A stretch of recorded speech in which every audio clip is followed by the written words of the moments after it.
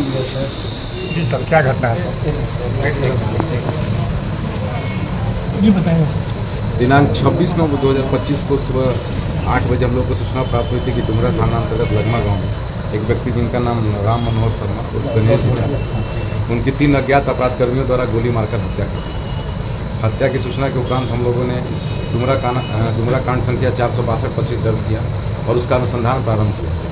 अनुसंधान के क्रम में हम लोगों ने सीसीटीवी फुटेज के आधार पर 3 अपराधकर्मियों को चिन्हित किया, जिसमें यह तथ्य सामने आया कि यह कांड रंजन पाठक गिरोह द्वारा किया, जो पूर्व से ही 2 अन्य हत्याकांड में फरार चल रहे हैं।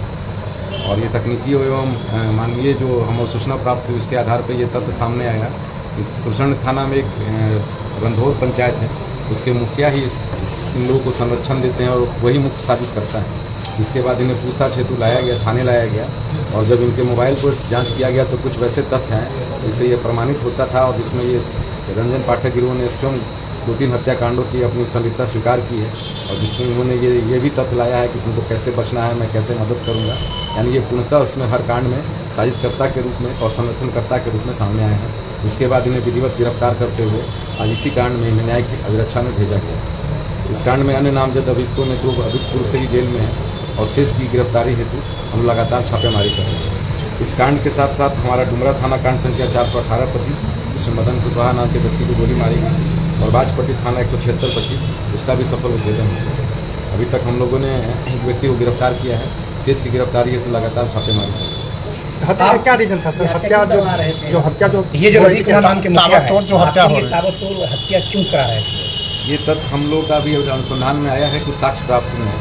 अभी हम लोग न्यायालय में इसको प्रोड्यूस करेंगे क्योंकि अनुसंधान से संबंधित विषय है, इसलिए आपके सामने हम इस तथ्य को नहीं ला सकते हैं। लेकिन सभी तथ्य क्लियर हैं कि उनका एक जिले में दहशत फैलाना एक मुख्य उद्देश्य भी था इसमें हत्या का, और हम लोगों ने इस गिरोह के लिए इनाम भी घोषित किया गया है। और हम आम जनता से अपील भी करते हैं कि ऐसे लोगों की सूचना हम लोग को बेझिझक दे, ठीक है, उनकी सूचना गोपनीय रखी जाएगी। किसी अपराधी को संरक्षण देना भी अपराध है। रंजन पाठक का पूरा खुद अपना गिरोह है या किसी गिरोह का सदस्य है? फिलहाल वो अपना एक गिरोह चला रहा है जिसमें ऐसे लोग उनको संरक्षण दे रहे हैं और साथ ही उसका फोटो भी आपके माध्यम से हम रिलीज करना चाहते हैं, ठीक है। इसकी तस्वीर आप लोग को दे दी जाएगी, ठीक है, ताकि आम जनता भी इनके चेहरे से अवगत हो और इनकी कोई सूचना मिलती है तो हम लोग को तत्काल बताया जाए ताकि इनकी गिरफ्तारी सुनिश्चित। मुखिया का क्या मोटिव था? हत्या क्यों करवा रहे थे मुखिया और अभी इनके बीच का कुछ ऑडियो रिकॉर्ड्स आए हैं जो आपको मैंने बताया है कि अनुसंधान का ये तथ्य है, ठीक है। इसलिए हम लोग न्यायालय में प्रोड्यूस करेंगे और अभी बताना साक्ष्य के नियम के विरुद्ध हो जाएगा। क्या ये हत्या सुपारी के लिए नहीं थी? ये लोगों से सुपारी लेते थे लेकिन बहुत कम दाम में, या किसी को प्रेरित करते थे कि अगर आपकी दुश्मनी है तो हम आपके लिए काम कर देंगे ऐसे। और इनका कुछ उद्देश्य अलग था, प्रशासन को छवि को भी खराब करने का एक उद्देश्य रहा होगा, ठीक है। और इसी सब उद्देश्य से ये काम कर रहे थे।